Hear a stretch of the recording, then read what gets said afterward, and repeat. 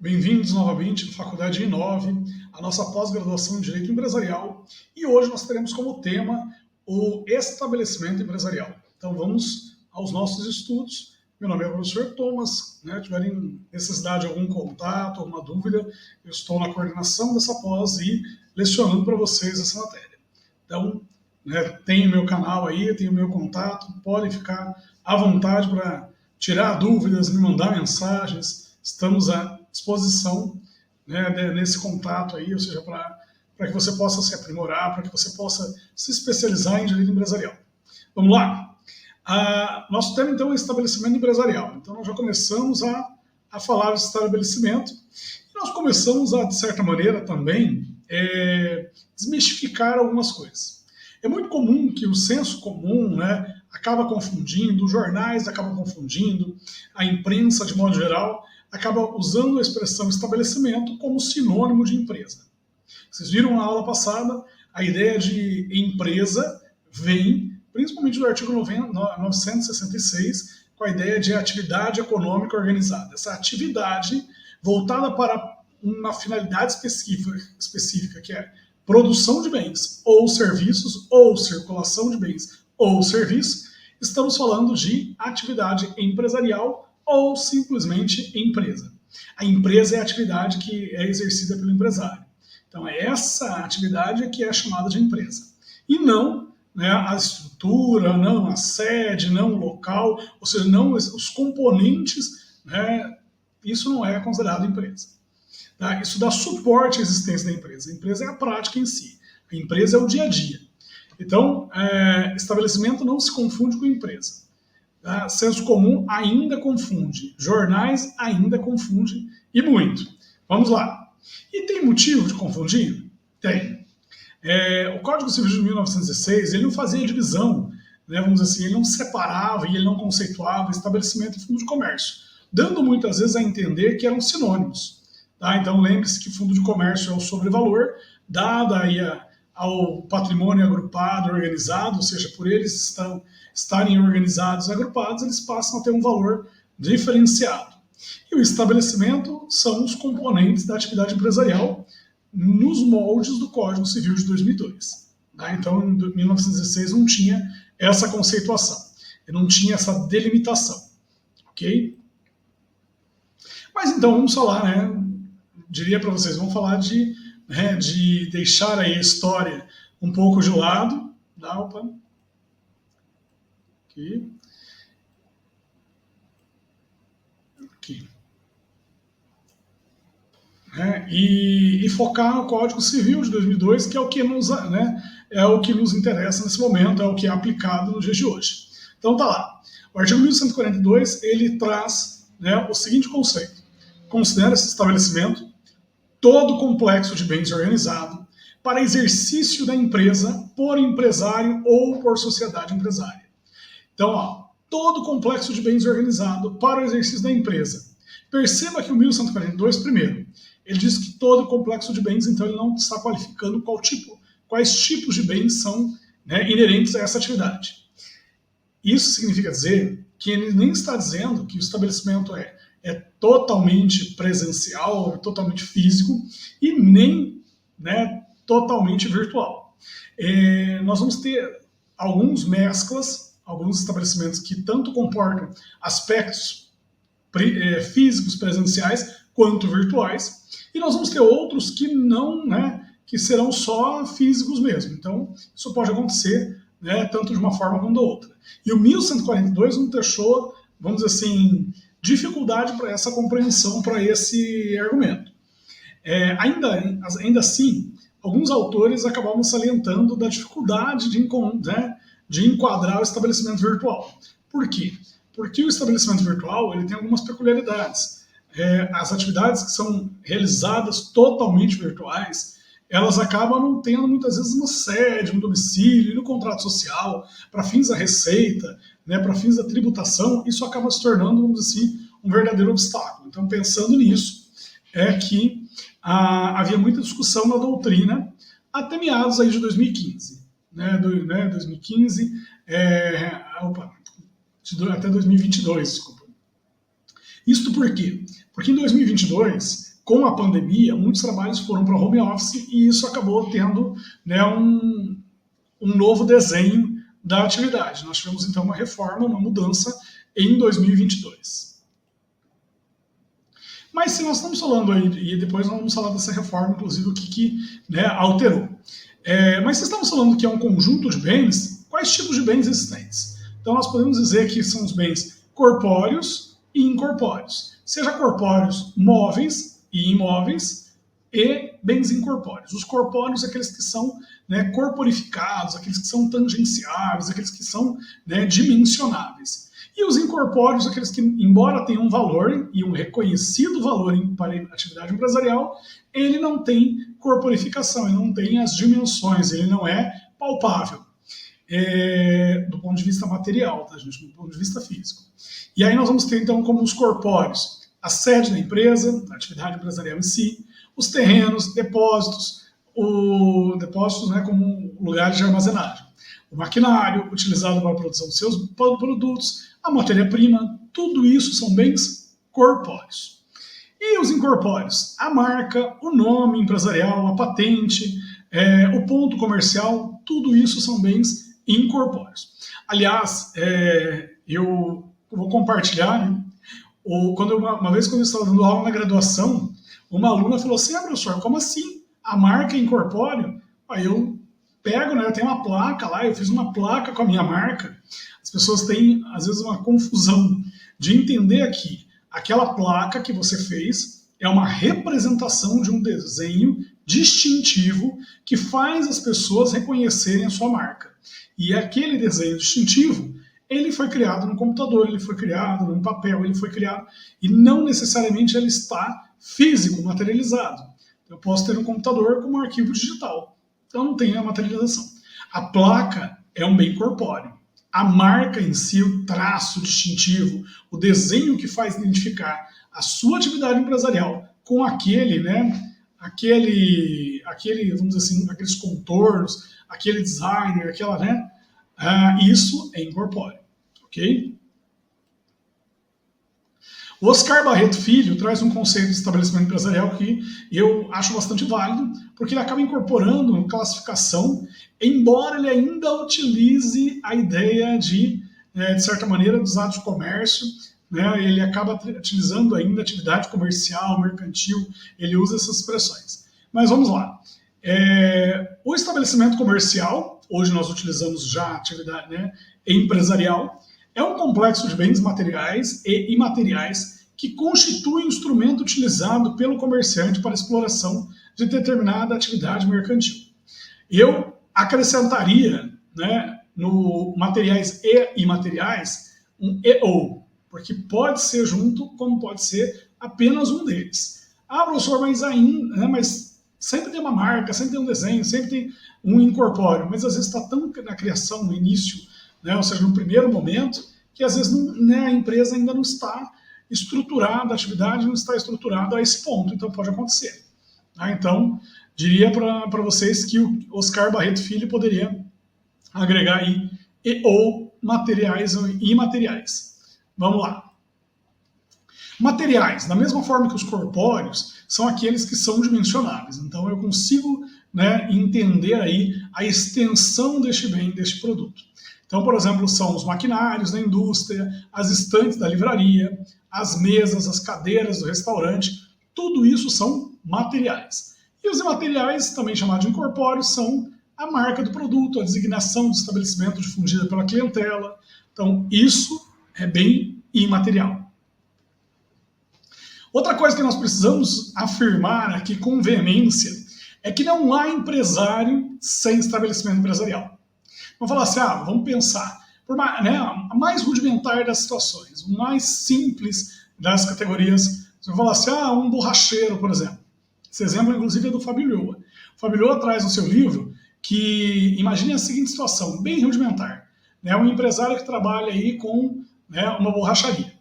Eu diria que é simples os seus utensílios, mas nem todo mundo tem um domínio da técnica. Me colocar, por exemplo, para, né, fazer um remendo de pneu, eu não tenho ideia como fazer. Até pouco tempo atrás eu passava em borracharia via uma expressão vulcanização, não sabia nem o que era. Até um dia que eu parei para trocar o pneu porque tinha furado e aí perguntei, questionei o que é a tal da vulcanização. Então, olha só, é um cenário novo, é uma atividade completamente diferenciada. Então, ainda que nós falamos que é simples, que é rudimentar, nem todo mundo tem o famoso domínio da técnica. Lembra? Tecnologia. Falta isso muitas vezes, o know-how, ou seja, né, expertise no assunto. E aí eu falei para vocês, então não há empresário sem estabelecimento empresarial. Pega então o exemplo do borracheiro. O borracheiro vai ter lá os equipamentos para, né, o remendo, para consertar o pneu. Tudo isso são elementos essenciais da sua atividade. Tudo isso compõe o seu estabelecimento empresarial. Então ele vai ter eventualmente lá os utensílios, né, ou seja, os instrumentos para cola, os instrumentos para fazer a solda, para fazer ali o processo de reparo. Tudo isso é componente do estabelecimento empresarial e, portanto, né, vamos dizer assim, são bens corpóreos e, né, alguns também incorpóreos, como a marca, como, né, a técnica às vezes que ele utiliza. Então tudo isso pode ser eventualmente dimensionável do ponto de vista econômico, mas não físico. Tá? Quando é incorpóreo, não dimensiona-se do ponto de vista físico, mas sim econômico. Ainda que rudimentar, então, todo empresário precisa ter um conjunto de bens para o exercício de suas atividades, seja na borracharia, seja na oficina mecânica, seja, né, um serviço mais simples, né? Você fala assim, é um artesanato, um negócio, todos eles têm, né, um conjunto de bens. E aí nós precisamos falar obrigatoriamente. Opa.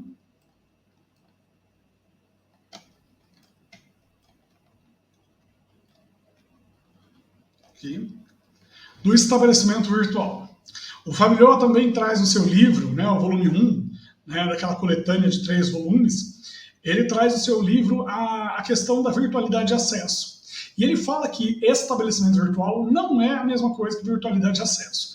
Virtualidade de acesso é quando você que tem uma atividade empresarial, que tem, vamos dizer assim, um estabelecimento físico, decide, resolve criar uma homepage, uma landing page, ou seja, você cria uma página na internet para poder ter acessos e para poder fazer aí as divulgações do seu produto, angariar clientes. Então, isso é virtualidade de acesso. Isso é um canal de comunicação a mais para a sua atividade empresarial.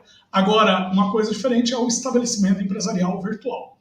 O estabelecimento empresarial virtual é quando você desenvolve a sua atividade empresarial no mundo virtual.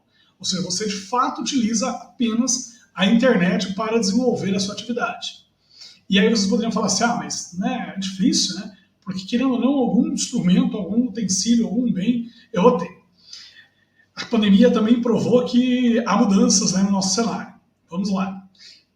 A primeira situação nós temos, a pandemia acabou, digamos assim, eclodindo, acabou submergindo vários coaches, vários profissionais, vários instrutores, mentores, pessoas que davam então suporte, assessoria, e todas elas virtuais. Então, olha só, né, nós passamos a ter, né, um arsenal de profissionais que exercem as suas atividades de modo virtualizado.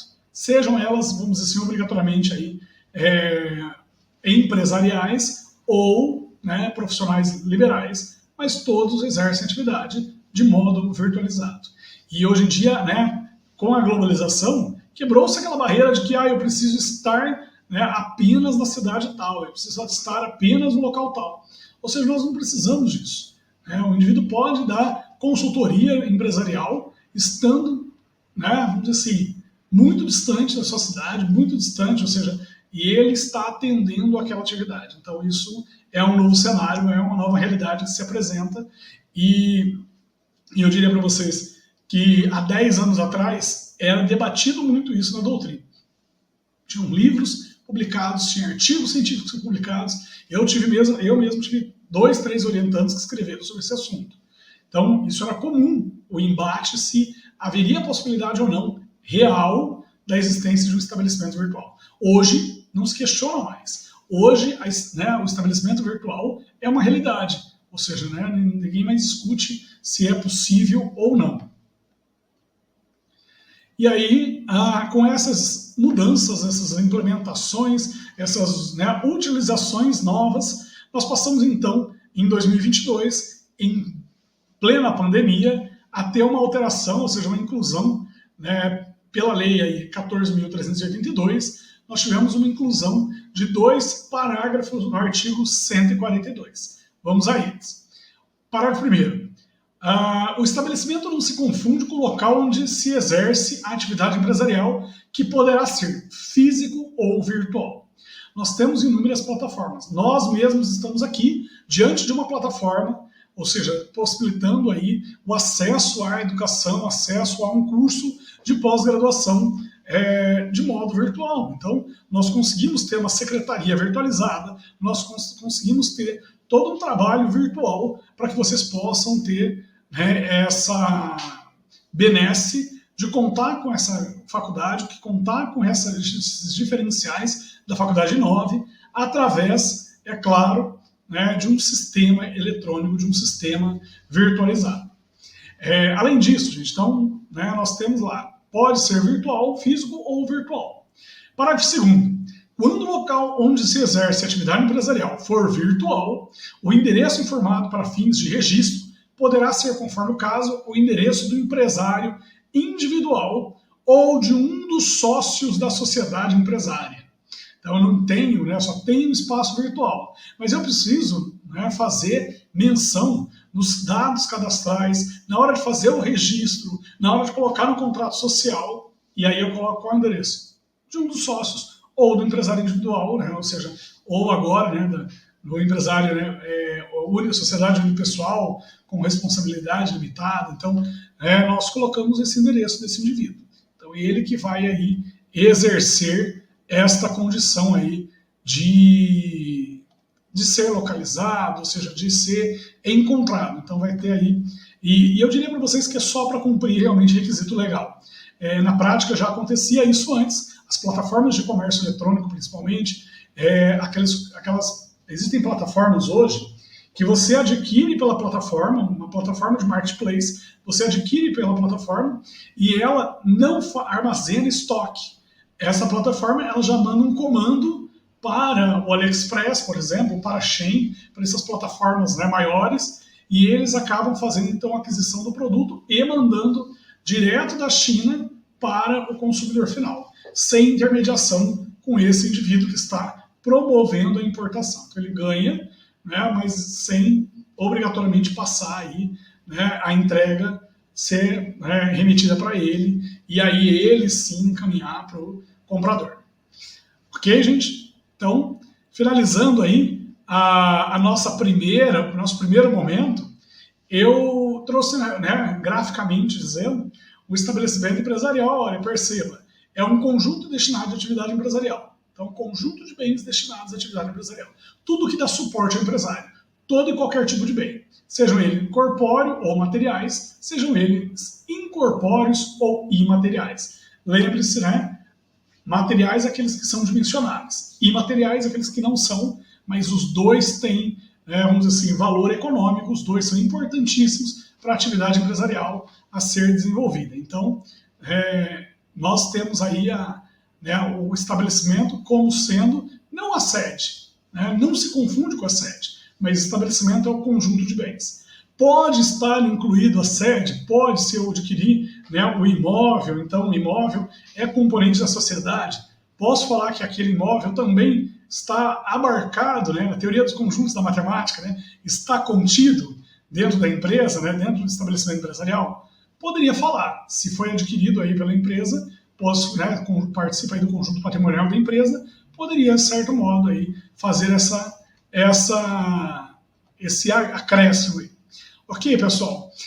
Com isso, nós encerramos o nosso primeiro módulo, né, a primeira aula deste módulo, ou seja, dessa né, aula. Então, as nossas aulas são divididas em 3 partes, como você tem visto, né, 3 partes de 20 minutos. Então, assim, a nossa aula se encerra aqui e eu faço o convite para que vocês, né, continuem estudando direito empresarial, ou seja, né, não fiquem acanhados, continue, ou seja, busque novas referências, que tenho certeza que serão excelentes profissionais. Então, até a próxima aula.